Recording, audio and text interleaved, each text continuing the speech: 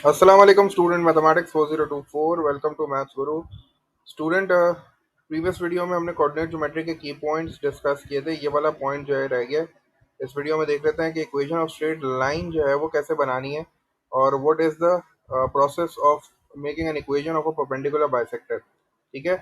अच्छा, previous video में हमने ये देख लिया था कि भाई अगर लाइन जो है वो राइजिंग है, ऊपर की तरफ जा रही है, उसकी ट्रेजेक्ट्री ऐसी है कि वो ब्रिज पे चढ़ने वाली लाइन लग रही है, तो इसका मतलब है उसकी ग्रेडियंट पॉजिटिव होगी और उसकी जो इक्वेशन होगी that will be equals to y is equals to M x plus c. ठीक है। अब जाहिर सी बात है, एम की जगह पे कोई नंबर आ जाएगा और सी की जगह पे कोई नंबर आ जाएगा तो इसकी इक्वेशन बन जाएगी। लेकिन इसकी जो जनरल फॉर्म है इक्वेशन की, अगर लाइन इस तरह है कि वो जो है वो ऊपर की तरफ जा रही है, स्लांट लाइन है, क्योंकि इन दोनों लाइंस को हम स्लांट लाइन कहते हैं, या फिर वो राइजिंग अप है या फिर वो फॉल हो रही है, तो इन दोनों लाइंस की जो जनरल इक्वेशन है वो y is equals to M x plus c है। डिफरेंस ये है कि इसकी ग्रेडियंट पॉजिटिव होगी, इसकी ग्रेडियंट नेगेटिव होगी। अब ये y is equals to M x plus C equation कैसे बननी है वो इंशाल्लाह अभी आगे देखते हैं थोड़ा सा। बस अभी इतनी बात याद रखो कि अगर लाइन आपकी स्लांट है, स्लांट लाइन का मतलब ये है कि वो जो है वो ऐसी लाइन है जो एक्स एक्सिस पे भी डिस्टेंस कवर कर रही है और वाई एक्सिस पे भी डिस्टेंस कवर कर रही है। ठीक है। ऐसी लाइन को हम स्लांट लाइन कहते हैं। तो ये ऐसी लाइन है जो कि राइजिंग है, ऊपर की तरफ जा रही है, ये एक्स एक्सिस में भी डिस्टेंस कवर कर रही है और ये वाई एक्सिस की डायरेक्शन में भी डिस्टेंस कवर कर रही है। तो ऐसी लाइन की जो जनरल इक्वेशन है वो हो जाएगी y is equal to M x plus c. अगर लाइन ऊपर की तरफ जा रही है तो ग्रेडियंट पॉजिटिव हो जाएगी, अगर लाइन नीचे की तरफ आ रही है तो ग्रेडियंट इसकी नेगेटिव हो जाएगी। ठीक है। अच्छा, अब दूसरी जो लाइन है, थर्ड टाइप की जो लाइन है वो हॉरिजॉन्टल लाइन है। हॉरिजॉन्टल लाइन जो है वो सिर्फ ये एक्स एक्सिस पे मूव करती है। ठीक है। वाई एक्सिस पे इसका कोई डिस्टेंस नहीं होता, ये सिर्फ एक्स एक्सिस पे मूव कर रही होती है, वाई की डायरेक्शन में इसकी कोई मूवमेंट नहीं होती। ठीक है। इसीलिए इसकी ग्रेडियंट जीरो होती है, क्योंकि आपको पता है कि ग्रेडियंट का फॉर्मूला होता है Y two minus Y one upon X two minus X one. चूंकि ये वाई एक्सिस पे मूव ही नहीं कर रही तो वहां जीरो आ जाएगा, इसीलिए इसकी ग्रेडियंट भी जीरो है। अच्छा, अब इसकी जो ग्रेडियंट है वो जीरो है, ये लाइन हॉरिजॉन्टल है, इसकी जो इक्वेशन होगी ना वो हमेशा y इज इक्वल्स टू ये जो नंबर होगा, जिस नंबर से ये हॉरिजॉन्टल लाइन पास हो रही होगी वो आएगी बस। फॉर एग्जांपल, अगर ये नंबर होता 4 तो इसकी इक्वेशन बन जाती y इज इक्वल्स टू 4।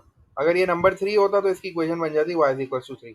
तो याद ये रखना है कि अगर लाइन हॉरिजॉन्टल है तो उसकी इक्वेशन के लिए हम कोई फॉर्मूला, कोई वर्किंग नहीं करेंगे। हम सिर्फ देखेंगे कि भाई कौन से पॉइंट से हॉरिजॉन्टल लाइन पास हो रही है। हॉरिजॉन्टल लाइन हमेशा y एक्सिस को कट करेगी, इसीलिए यहाँ y आता है इक्वल्स टू, और जिस पॉइंट पे कट करती है ना वो नंबर यहाँ लिख देते हैं। जैसे अगर 4 होता तो y इज इक्वल टू 4, ये हॉरिजॉन्टल लाइन की इक्वेशन बन जाती, इसकी वर्किंग करने की कोई जरूरत नहीं होती। अच्छा, अब अगर लाइन वर्टिकल है तो इसका मतलब है कि वर्टिकल लाइन जो है वो एक्स एक्सिस को कट करेगी, तो इसका मतलब है इसकी इक्वेशन क्या हो जाएगी, एक्स इज इक्वल्स टू, और वो जिस पॉइंट से पास हो रही है, अगर ये पॉइंट 3 है तो इसकी इक्वेशन बन जाएगी एक्स इज इक्वल्स टू 3। इसमें भी आपको कोई वर्किंग करने की जरूरत नहीं होती। तो वर्टिकल लाइन और हॉरिजॉन्टल लाइन की इक्वेशन का जो फॉर्मेट है वो सिर्फ यही है। अगर हॉरिजॉन्टल लाइन है तो y इज इक्वल्स टू सी, सी वो नंबर है जिससे लाइन पास हो रही है, और अगर लाइन वर्टिकल है तो उसकी इक्वेशन हो जाएगी X is equals to B, B वो नंबर है जिससे वर्टिकल लाइन एक्स एक्सिस से पास हो रही है। ठीक है। इसमें कोई वर्किंग नहीं करनी। वर्किंग कहाँ आती है, वर्किंग स्लांट लाइन में आती है। स्लांट लाइन की इक्वेशन क्या है, y is equal to M x plus c. तो we have to find the gradient and the y intercept, दोनों फाइंड करके हमें इक्वेशन बनानी पड़ती है। उसका प्रोसेस क्या है, उसका प्रोसेस जो है वो मैंने यहाँ लिखा हुआ है, थोड़ा सा इसको एक्सप्लेन कर दूं। इक्वेशन ऑफ स्ट्रेट लाइन बनाने के लिए जो है वो हमारे पास तीन मेथड्स है। एक तो ये है कि वो हमें 2 पॉइंट्स दे देगा और बोलेगा कि भाई इक्वेशन ऑफ स्ट्रेट लाइन बनाओ।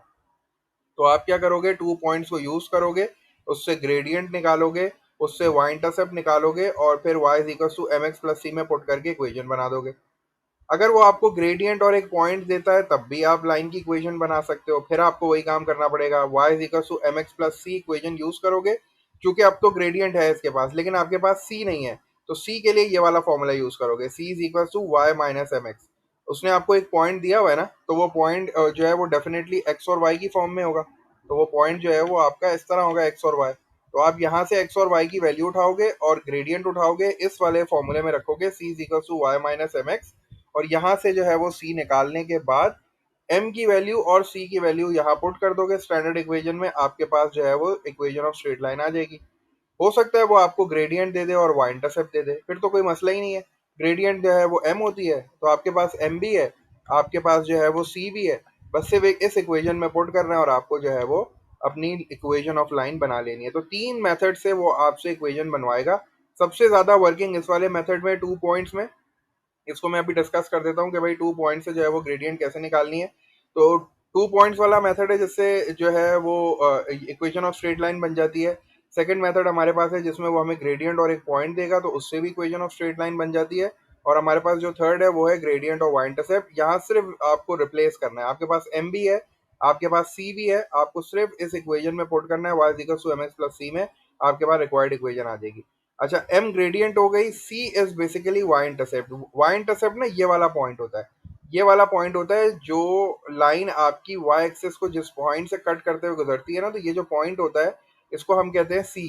ये बेसिकली वाई इंटरसेप्ट होता है, क्योंकि यहाँ जो है ना वो एक्स की वैल्यू तो जीरो होती है, यहाँ एक्स की वैल्यू तो जीरो होती है, तो जो वाई की वैल्यू होती है ना वो सी होती है, समझो। तो ये जो पॉइंट है ये बेसिकली हमारा जो है ना इस पे जो y की वैल्यू है, basically c is the y value on this point. अब ये पॉइंट कौन सा है? ये वो पॉइंट है जहां से हमारी लाइन x एक्स वो उसको y एक्सिस को कट करते हुए गुजर रही है। तो ठीक है, तो ये वाला पॉइंट कॉल्ड द, इसको पॉइंट को हम कहते हैं y इंटरसेप्ट। ठीक है, तो हमें ये पॉइंट जो है ना, basically c is the value of y। अगर आप ऐसे बोलो ना कि भाई y इंटरसेप्ट क्या है, y इंटरसेप्ट जो है वो y की वैल्यू है उस पॉइंट पे जहां से हमारी लाइन y एक्सिस को कट करते हुए जा रही है। ठीक है।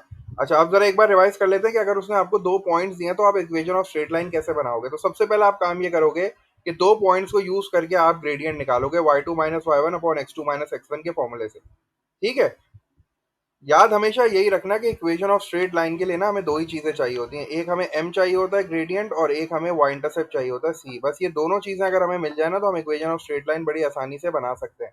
In order to find out m what we have to do, अगर दो पॉइंट्स हमें गिवन है तो first we will use this formula y2 minus Y one upon x2 minus x1। यहाँ से m की वैल्यू आ जाएगी ग्रेडियंट, तो हमारे पास एक जो है वो हमारा टास्क कंप्लीट हो गया, we have the value of m now. c के लिए क्या करेंगे? c के लिए ये वाला फॉर्मूला यूज करेंगे y माइनस एम एक्स। अब यहाँ क्या पुट करेंगे? ग्रेडियंट हमारे पास आ गई है, हमने ग्रेडियंट फाइंड आउट कर ली। अब x और y जो है ना उसके लिए हम इन दो पॉइंट्स में से कोई भी एक पॉइंट कंसिडर कर लेंगे। ये दो पॉइंट्स है ना, जो पॉइंट आपको अच्छा लग रहा है आप उसको कंसिडर करो, उसकी x और y की वैल्यू यहाँ पुट करो, m की वैल्यू पुट करो, यू विल गेट c। जब m और c आ जाएगा तो ये वाली इक्वेशन दोबारा यूज करो, यहाँ सिर्फ m की जगह पे m की वैल्यू डालो, x एज इट इज आएगा, c की जगह पे c की वैल्यू डालो, y एज इट इज आएगा, और आपकी इक्वेशन ऑफ स्ट्रेट लाइन बन जाएगी। अच्छा, ग्रेडियंट और पॉइंट की भी बात कर ली हमने। ग्रेडियंट का मतलब है m हमारे पास है, और अगर वो हमें एक पॉइंट देता है तो हम सिर्फ ये वाला फॉर्मूला यूज करेंगे। अब हमें ये वाला फॉर्मूला यूज नहीं करना है क्योंकि we have the gradient now. Just use this formula, c is equal to y minus M x. y और x की वैल्यू हमें गिवन है because a point has been given to us. Just take the value of x and y and the value of m, gradient की value लो, put it in this formula to get the value of c।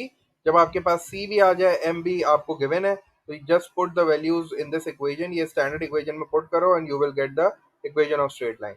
और जो third हमारा method है उसमें तो हमारे पास gradient भी है, y इंटरसेप्ट भी है, just put the values in the standard form and get the equation of straight line. तो तीन मेथड्स हैं जिनसे इक्वेशन ऑफ स्ट्रेट लाइन बनती है।